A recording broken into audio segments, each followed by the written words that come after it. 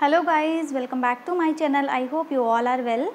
So from today onwards we are going to start new series of stats जिसमें हम लोग पढ़ेंगे stats होता क्या है, stats के वेरियस मेथड्स क्या हैं, stats के जो मेथड्स हैं वो हम लोग कब लगाते हैं, क्यों लगाते हैं, कैसे लगाएंगे, कैसे प्रैक्टिकल क्वेश्चंस पे इसको यूज़ करते हैं, वो सब चीज़ें हम पढ़ेंगे। पर जो आपके आज का लेक्चर है वो इसमें हम लोग पढ़ेंगे इंट्रोडक्शन टू स्टैट्स की स्टैट्स के जो बेसिक टर्म्स है, बेसिक टर्मिनोलॉजी जो है, इनिशियल स्टेज पे क्या थी स्टैट्स, वो सब चीज़ें आज हम पढ़ेंगे। जो स्टैट्स है वो हमारे पास जो ओरिजिन हुआ उसका लैटिन वर्ड से ओरिजिन हुआ स्टेटस और इटालियन वर्ड स्टैटिस्टा से ओरिजिन हुआ स्टैटिस्टिक्स। तो इन दोनों वर्ड से जो हमारा स्टैटिस्टिक वर्ड है वो हमारा डिराइव हुआ है। इनिशियल स्टेज पे मतलब कि जब स्टार्टिंग स्टेज पे बिगनिंग स्टेज पे हमारी स्टैट्स स्टार्ट कैसे हुई, आई कैसे, स्टैट्स क्यों यूज़ हुई थी। तो जब स्टार्टिंग में आई कैसे लाया गया स्टैट्स को, इनिशियली जब स्टैट्स आई थी वो यूज़ होती थी सिर्फ एडमिनिस्ट्रेटिव नीड्स के लिए। एडमिनिस्ट्रेटिव नीड्स में मतलब मान लो कि मेरा कोई कंट्री है या स्टेट है या कोई भी मान लो ऑफिस है, उसमें जो हमारे पास जो डे टू डे रूटीन होता था, जो डाटा को कंप्यूट मतलब कैलकुलेशन जो होती थी उन सब चीज़ों को यूज़ करने के लिए जो स्टैटिस्टिक है वो डिराइव हुई थी। अब क्यों लेके आई थी कोई स्टेट या कोई कंट्री, क्यों लेके आया था, उनका पर्पस जो एक दो कॉमन पर्पस जो होते थे वो होता था कि टू काउंट द पॉपुलेशन को काउंट करना उनका मेन पर्पस था कि अपने कंट्री में वो अपनी पॉपुलेशन को देख सके कि हमारी पॉपुलेशन कितनी है कंट्री में। और ये क्यों जानना चाहते थे, ताकि वो जान पाए कि यंग मैन कितने हैं, मतलब यंग जनरेशन कितनी है कंट्री में। और ये क्यों जानना चाहेंगे, ये जानना चाहते थे ताकि जो ये यंग पर्सन है, जो ये यंग ब्लड है, इनको वो लोग आर्मी में रिक्रूट कर सकें, आर्मी में भेज सकें, ताकि वो अपने कंट्री की सेफ्टी के लिए, सिक्योरिटी के लिए काम कर सकें। ये तो उनका फर्स्ट पर्पस था। सेकेंड पर्पस क्या था इसको लाने का, to know about the land holding. वो जानना चाहते थे कि हमारी कंट्री में लैंड होल्डिंग कितनी है, एक पर्सन के पास कितनी ज़मीन है। अब ये क्यों जानना चाहेंगे, ताकि वो जान सके कि उस पर्टिकुलर लैंड पे वो रेवेन्यू कितना ले सकते हैं, कितना कमा सकते हैं या कितना कमा रहे हैं। जो मतलब मान लो एक पर्टिकुलर पर्सन है ए, उसके नाम पे ज़मीन है, तो वो पर्सन कितना कमाता है। तो ये सब चीज़ें जानने के लिए बेसिकली हमारी जो स्टैट्स है वो डेवलप हुई, वो डिराइव हुई। पर आज के टाइम पे इन्हीं दो पर्पस के लिए उसको जाना जाता था साइंस ऑफ स्टेट क्राफ्ट के नाम से, साइंस ऑफ स्टेट क्राफ्ट, और एक और नाम से जाना जाता था पॉलिटिकल अर्थमेटिक। पॉलिटिकल अर्थमेटिक में क्या था, मतलब कि जो सरकार है उनका अर्थमेटिक बेसिकली जो सरकार के जो ये गवर्नमेंट के हमारे जो पर्पस हैं उन चीज़ों को फुलफ़िल करने के लिए इसको डिराइव किया गया था।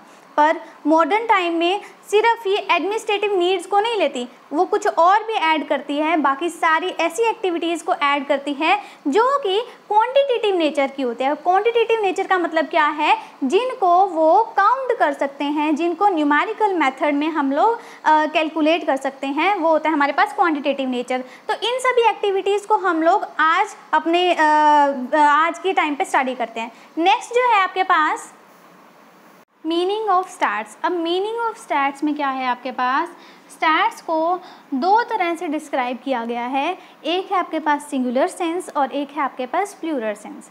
सिंगुलर सेंस बेसिकली डील करती है विद टेक्निक्स और methods of collection, classifying, presenting, interpreting the result. जब हम अपने डाटा को कैसे हम लोगों ने कलेक्ट करना है, कैसे हम लोगों ने उसे क्लासीफाई करना है अलग अलग उसमें, कैसे हम लोग को उससे कुछ रिज़ल्ट निकालेंगे, ये सब चीज़ डील करती है हमारा सिंगुलर सेंस में। बेसिकली जो सिंगुलर सेंस है वो डील करती है मेथड से।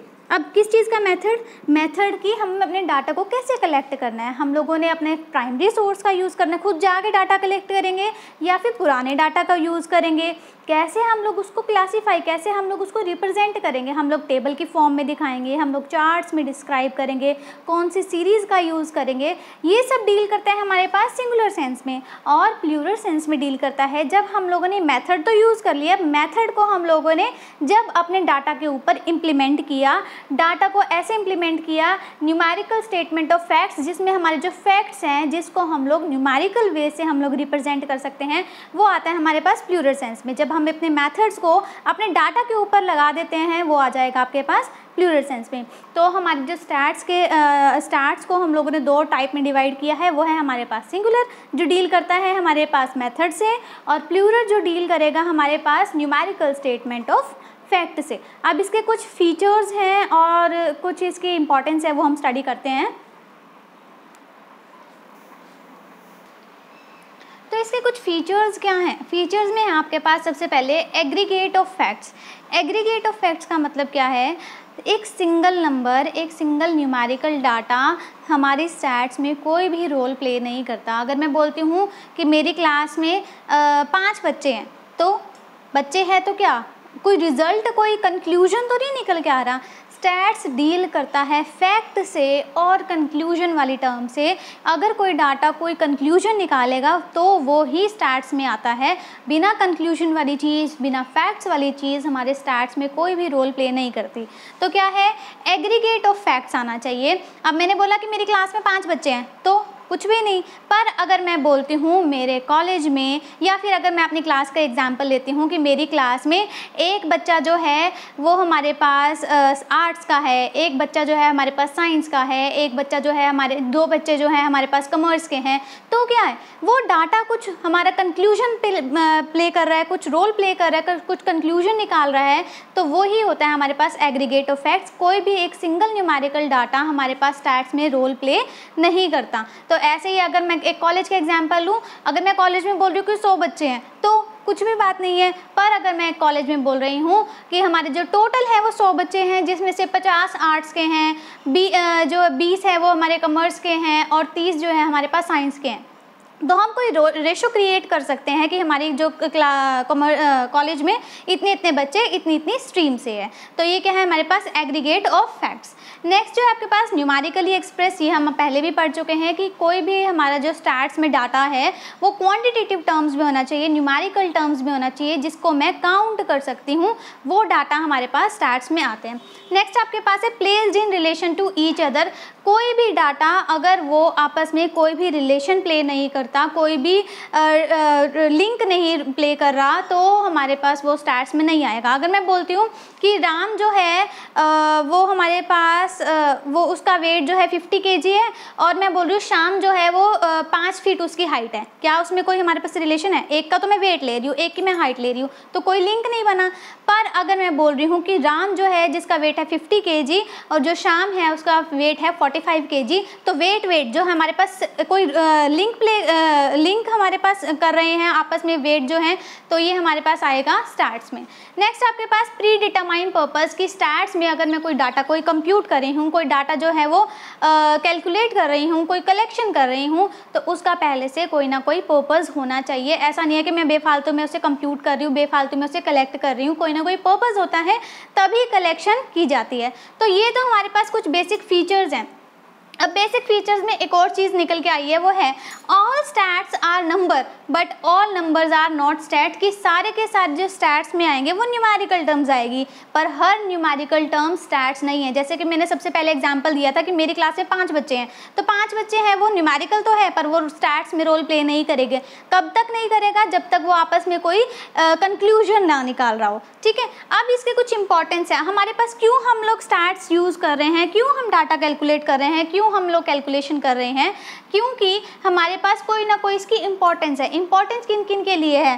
फॉर गवर्नमेंट के लिए कैसे इंपॉर्टेंट है? क्योंकि गवर्नमेंट जो है वो हमारे लिए कोई ना कोई पॉलिसीज़ बनाती है, सोशल वेलफेयर करती है, डिसीजंस लेती है वेरियस, कैसे इस चीज़ को प्रॉब्लम को टैकल करना है। जैसे अभी हमारे पास कोरोना वायरस चल रहा है, तो इस कोरोना वायरस को कैसे टैकल किया जाए? जब तक उन्हें पता ही नहीं होगा कि इस पर्टिकुलर जगह पे इतने पेशेंट हैं, हमारे पूरे कंट्री में इतने पेशेंट हैं, जब तक उन्हें पता ही नहीं होगा तो वो कैसे हमारे पास कोई ना कोई पॉलिसी बनाएगी, कोई ना कोई रिजॉल्व करेगी, कैसे करेगी? तो ये पता करने के लिए वो क्या करेंगे? कैलकुलेशन कर रहे हैं। कैलकुलेशन कर रहे हैं मतलब हमारे पास डाटा को कैलकुलेट कर रहे हैं। डाटा को कैलकुलेट करने का मतलब किसका यूज़ हो रहा है? हमारे पास स्टैट्स का यूज़ हो रहा है। तो गवर्नमेंट के लिए ये हमारे पास यूज़फुल है स्टैट्स।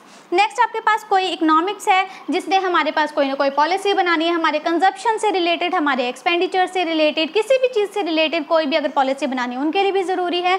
और किसके लिए ज़रूरी है?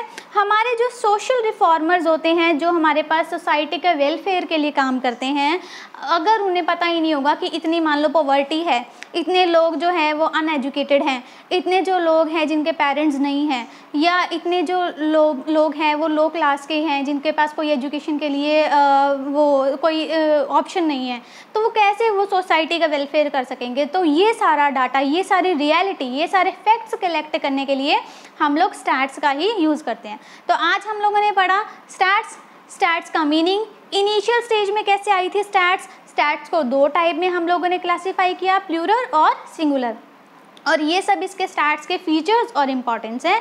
I really hope you like my video. Please like, share and subscribe my channel. Thank you and have a nice day.